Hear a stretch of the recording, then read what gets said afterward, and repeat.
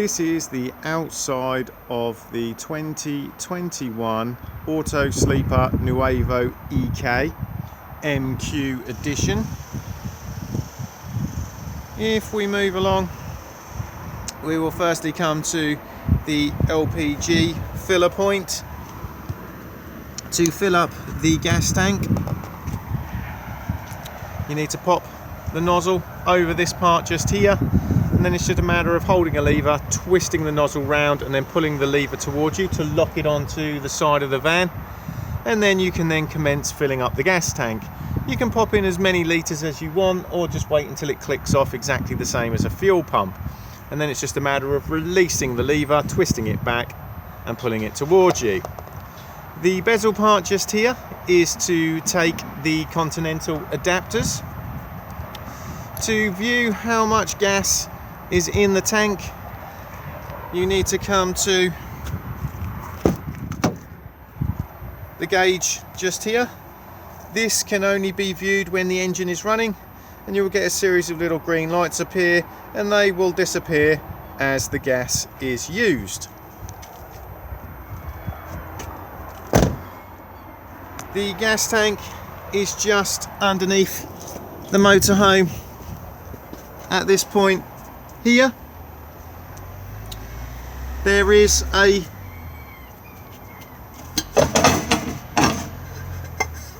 brass knob just here to turn the gas off in an emergency. The regulator just sits here, and this is a crash regulator, so in the event of an accident it will automatically cut the gas off. These can also sometimes be triggered if you go over a bump quite violently, so if you're not getting any gas in the van, just make sure that that yellow button hasn't popped out. If it has, you just need to push it back in and twist to reset it.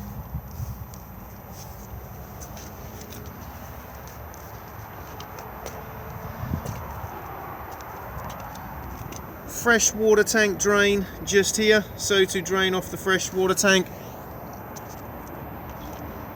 remove the dust cover and then just twist round.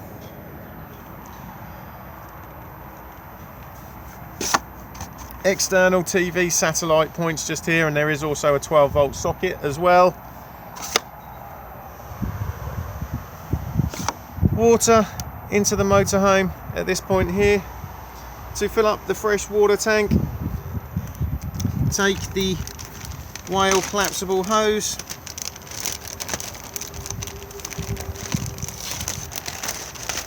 and then plug it in to the side of the van and lock it into place. Turn the tap on, and then make sure the 12-volt is turned on the inside, and then it will start filling up the fresh water tank. If you want a fully serviced pitch, you can leave this attached, and as you're using water, it will then just constantly replenish the tank. When removing, just push on the two blue buttons either side and then just pull towards you.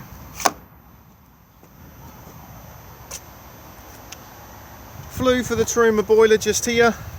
Again, we don't really need to do anything with this, but just make sure that nothing is obstructing it. Main supply just here. Just remember that when removing the hookup lead, to also push down on the blue lever just here to release it.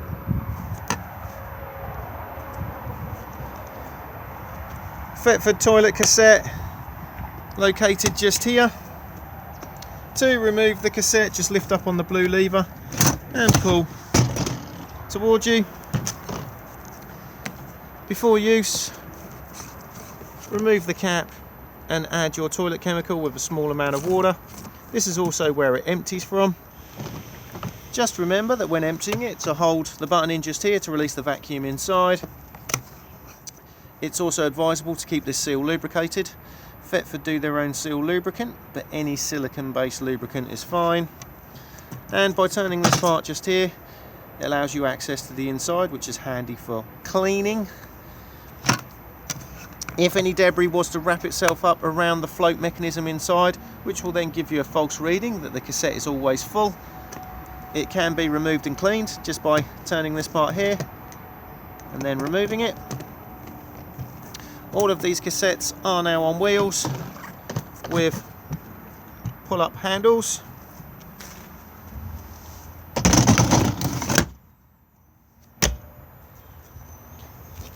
Grey water drain just here, so anything that goes down your plug holes goes into the holding tank and then is drained off just here. Spare wheel just there, it winds down, so in the jack and wheel brace kit there is a bar that locates in the hole just here. Attach the brace to it and then wind it down.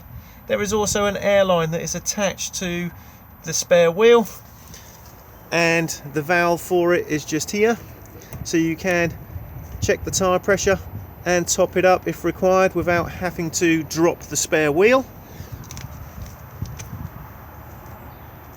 As we now come round to the rear, we have the reverse camera, and we have one of the wind points for the rear corner steadies. You'll see that I've already dropped this one down.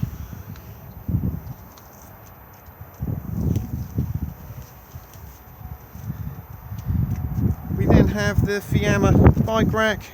Pull the rail towards you to drop the rails down, then loosen and raise up the bar and then lock it into place. Bike's on the rails, and then secure the straps through the wheels of the bikes, and then attach the arms around the framework of the bikes. Due to the fact of this being a low level bike rack and the bikes may obstruct the lights, it is advisable to have a light board, and you'll see the fitted electrics for the light board just here.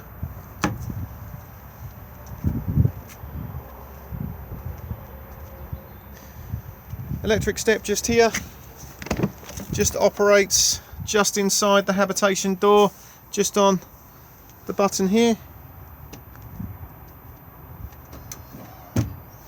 It will automatically put itself away when the engine is started, but it's always advisable to make sure that it has.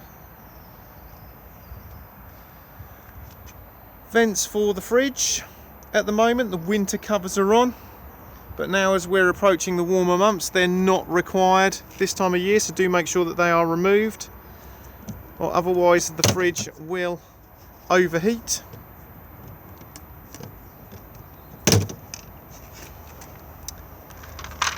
We then have fresh water into the van again, so if you do not want to use the whale filling system, you can just push, twist, and then just pop a hose pipe in to fill up the fresh water tank.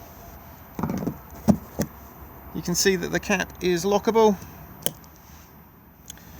We then have the external barbecue point just here, so the adapter itself is still attached on a cable tie, so remove, and then attach the hose of the barbecue to this ribbed section just here and secure it with a Jubilee clip. This end here will then plug in where my finger is and lock into place and allow you to turn the gas on. To remove, just push the collar towards the motorhome and it will then release. Beside that, we then have an external 3-pin socket. Access underneath the bench seat. Below that we then just have another storage locker. We then have the roll-out canopy. To roll it out, take the awning winding handle,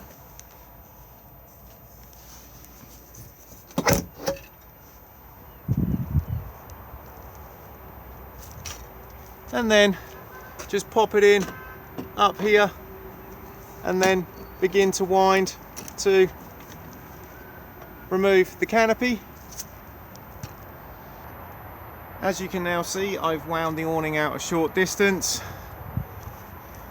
and to drop the legs just push in and then pull, and it will then release. Drop the leg to the height that you require, and then snap the grey lever up to lock the leg into place. Do the same again with the other leg.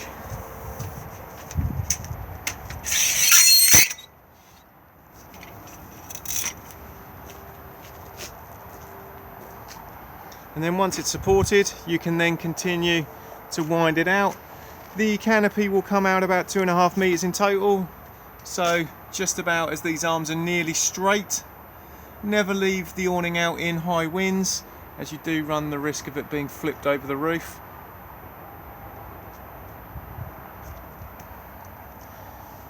Diesel fill just here, and the cap unlocks on the ignition key. Add blue top up just beneath it, and it will let you know on the dashboard when it needs topping up. Tyre pressures on the door pillar just here. Jack and wheel brace all underneath the passenger seat in its own toolkit. Vehicle battery underneath the floor of the cab, and bonnet release just here.